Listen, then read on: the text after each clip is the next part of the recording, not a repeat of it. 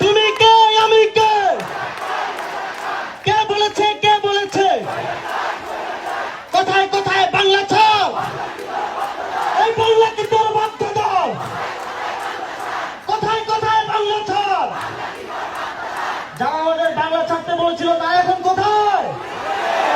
তারা কি বাংলাদেশে আছে? এই কোথায় কোথায় বাংলা ছাড়?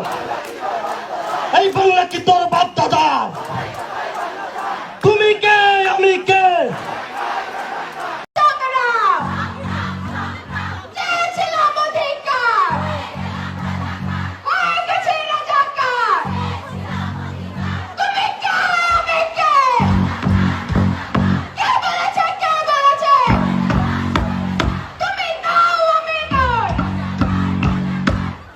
আসসালামু আলাইকুম রহমতুল্লাহ। সুপ্রিয় দর্শক, আওয়ামী লীগ গেছে যেই পথে, বিএনপি সেই পথেই হাঁটতেছে।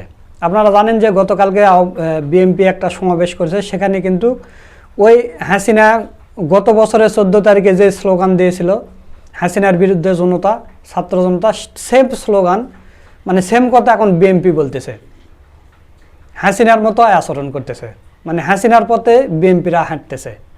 তো দর্শক, আপনারা জানেন যে 1 বছর পূর্তিতে তুমি কে, আমি কে, রাজাকার রাজাকার, এই রাজাকার শব্দ দিয়েই কিন্তু বাংলাদেশ স্বাধীন হয়েছিল।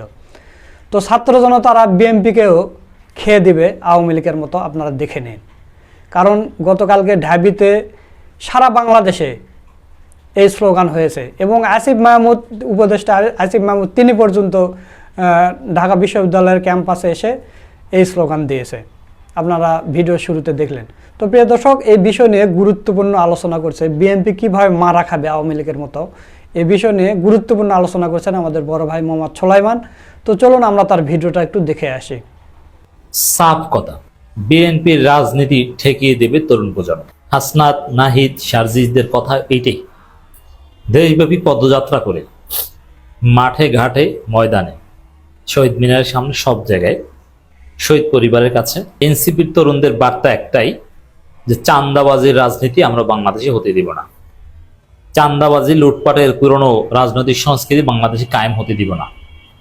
আমরা চাঁদাবাজির রাজনীতির লাইসেন্স দেওয়ার জন্য আমরা জীবন দেইনি বা আমরা লড়াই করিনি। এর অর্থ একটাই, যে বিএনপির এই রাজনীতি ঠেকিয়ে দিব। তারেক রহমানের এই প্রতারণা প্রতিষ্ঠিত হওয়ার জন্য আমরা যুদ্ধ করিনি।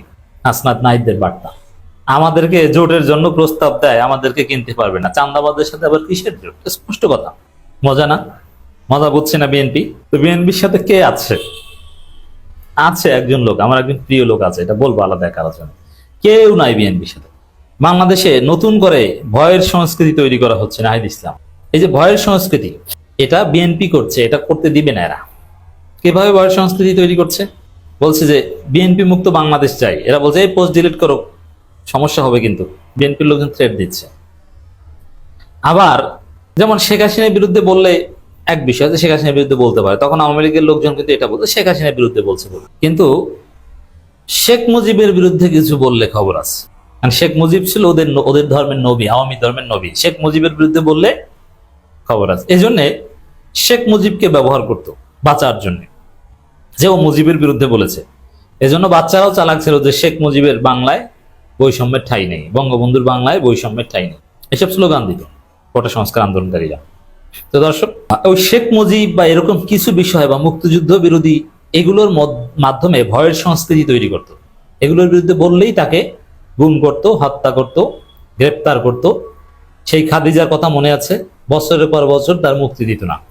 বিএনপি এখন জিয়াউর রহমানকে সামনে আছে, তারা নিজেরাই। জিয়াউর রহমানের প্রতি কারো কোনো ক্ষোভ নাই। জিয়াউর রহমান মহান। বাকশালের বিরুদ্ধে, নতুন বাংলাদেশে সার্বভৌমত্ব প্রতিষ্ঠায়, বাংলাদেশে অর্থনীতির চাকা ঘুরাতে, মধ্যপ্রাচ্যের সাথে সম্পর্কে, ইসলামী মূল্যবোধ রাষ্ট্রীয়ভাবে কায়েম করতে জিয়াউর রহমানের অবদান অসামান্য। জিয়াউর রহমান না থাকলে হয়তো আজকে জামাত ইসলামী রাজনীতিই করতে পারত। অতএব জিয়াউর রহমানের সমালোচনা থাকলেও তাকে স্পেশাল রেসপেক্টের জায়গায় রাখতে হবে। আল্লামা দেলোয়ার হোসেন সাইদি থেকে শুরু করে জামাত নেতারা সবাই শহীদ প্রেসিডেন্ট জিয়াউর রহমানের ভয় বলে। সংসদে দাঁড়িয়ে জামাতের এমপি হুঙ্কার দিত শহীদ প্রেসিডেন্ট জিয়াউর রহমান। মোনাজাতে জামাতের আলেম ওলামার আল্লামা সাইদি দোয়া করতো শহীদ প্রেসিডেন্ট জিয়াউর রহমান। এতটা সম্মান করতো জিয়াউর রহমান। আর সেই জিয়াউর রহমানের ছবি নাকি অপমান করে পাড়ায় জামাত শিবিরের লোকজন এআই দিয়ে ছবি বানিয়ে আওয়ামী লীগের ঘটনা সামনে এনে জামাত শিবিরের বিরুদ্ধে কুৎসা রটাচ্ছে, এই স্ক্রিনশট ছড়িয়ে জিয়া বটফোর্সের লোকজন, বিএনপির গুজববাজরা। এবং এর মধ্য দিয়ে কি বার্তা দিতে যাচ্ছে? জিয়ার বিরুদ্ধে বলো মানে খবর আছে, তুমি শেষ। ভয় সংস্কৃতি তৈরি করছে।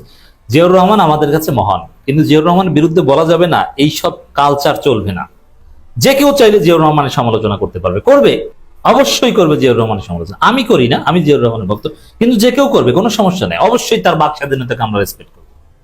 শেখ মুজিবের চাইতে তো আর বড় না জিয়া। শেখ মুজিবকে যদি আপনি মুক্তিযোদ্ধা হিসেবে যদি জিয়াউর রহমানকে আপনি মূল্যায়ন করেন, তাহলে জিয়াউর রহমান ছিল শেখ মুজিবের কর্মচারী, শেখ মুজিব ছিল প্রিন্সিপাল, আর জিয়াউর রহমান ছিল দপ্তরি।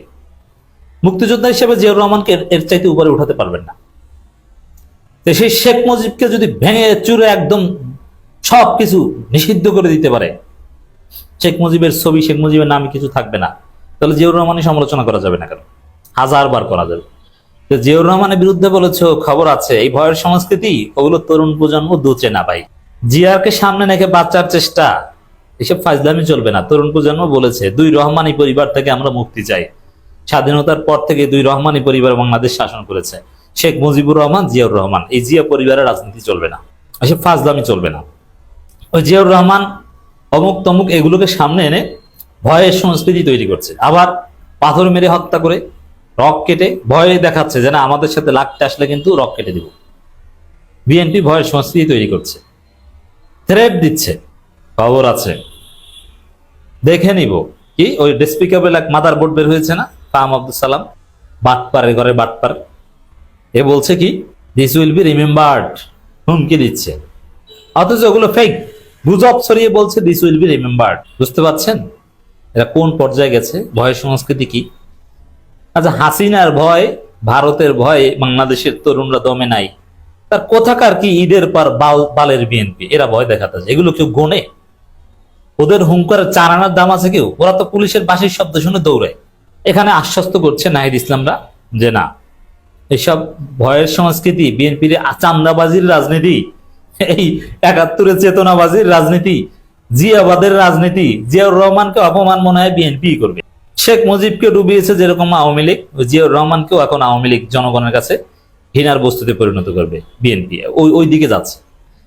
এইসব ঘটনা জিয়াউর রহমানকে টানা বিএনপি ঠিক হচ্ছে না। জিয়াউর রহমানের সম্মান অক্ষুণ্ণ থাকুক। বিএনপি বাঁচার জন্য যেরকম আওয়ামী লীগ যেরকম শেখ মুজিবকে সামনে রেখেছিল, মুজিবকে সব জায়গায় সামনে রেখে নিজেদেরকে ডিফেন্ড করার চেষ্টা করছে, এটা যদি বিএনপি করে তাহলে জিয়াউর রহমানের অবস্থাও শেখ মুজিবের মতো হবে। কিছু করার নেই, রিয়ালিটি। আমরা বললো আমরা জিয়াউর রহমানের যে মহত্ব তুলে ধরি, এটা মানবে না। তরুণ প্রজন্ম বলবে কে, হুই জিয়া, এটা চেনে কে? তরুণ প্রজন্ম এইসব ইতিহাস মিতিহাস এগুলো করতে যাবে না। তার চোখের সামনে যেটা দেখবে সেটা দেখবে যে একজনকে কাল বানিয়েছে, ওরে ধর, ওর ছবি ভাঙা, এটা বলবে। অলরেডি দেখেছেন যে আইডিয়াল কলেজের স্টুডেন্টরা সেই মিটফোর্ডের ওখানে যে জিয়াউর রহমানের ছবি পুড়িয়েছে। এটা ঠিক হচ্ছে না, কিন্তু এটা বিএনপির অর্জন।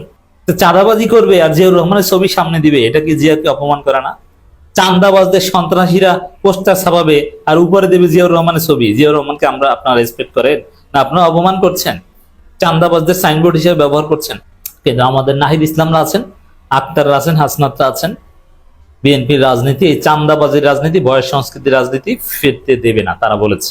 অতএব চিন্তার কিছু নেই দর্শক। জাতীয় নাগরিক পার্টি আহ্বায়ক নাহিদ ইসলাম বলেছেন, আওয়ামী লীগের মাফিয়াতন্ত্র, চাঁদাবাজি, গুম ও খুনের রাজনীতি বন্ধ করতে আমরা মাঠে নেমেছি। জুলাই সনদ বাস্তবায়ন করতে হবে, গণহত্যাকারীদের বিচার নিশ্চিত করতে হবে, প্রতিটি রাষ্ট্রীয় প্রতিষ্ঠান সংস্কার করে স্বাধীন নির্বাচন কমিশনের অধীনে একটি সুষ্ঠু নির্বাচন দিতে হবে। মানে এই নির্বাচন কমিশন দিয়ে হবে না। নাহিদ ইসলাম আরো বলেন, একটি সফল গণঅভ্যুত্থানের পরও আমরা যেন আবার পুরনো দখলদার গুমখুরের রাজনীতিতে ফিরে না যাই। ইদানিং রাজনীতিতে একটা নতুন ভয়ের সংস্কৃতি করে তোলা হচ্ছে, যা জুলাই আন্দোলনের চেতনার বিরুদ্ধে। আমরা এই সংস্কৃতি পরিবর্তন চাই। এর মানে ওই বিএনপির যে এই সংস্কৃতি, এটা পরিবর্তন চাই, এটা ঠেকিয়ে দেবে, চিন্তার কিছু নেই। অতএব এই বিএনপির হুমকি দামকিতে ভয় পাবেন না, প্রতিবাদ চালিয়ে যাবে। সুপ্রিয় দর্শক, আপনারা সোলাইমান ভাইয়ের ভিডিওটা দেখলেন। তো সোলাইমান ভাইয়ের কথাগুলো আপনাদের কাছে কেমন লেগেছে তা অবশ্যই কমেন্ট করে জানিয়ে দেবেন। ভিডিওটা ভালো লাগলে শেয়ার করবেন। আর এটা আমাদের নতুন চ্যানেল নতুন হয়ে থাকলে অবশ্যই সাবস্ক্রাইব করবেন। সকলকে ধন্যবাদ। আসসালামু আলাইকুম ওয়া রাহমাতুল্লাহ।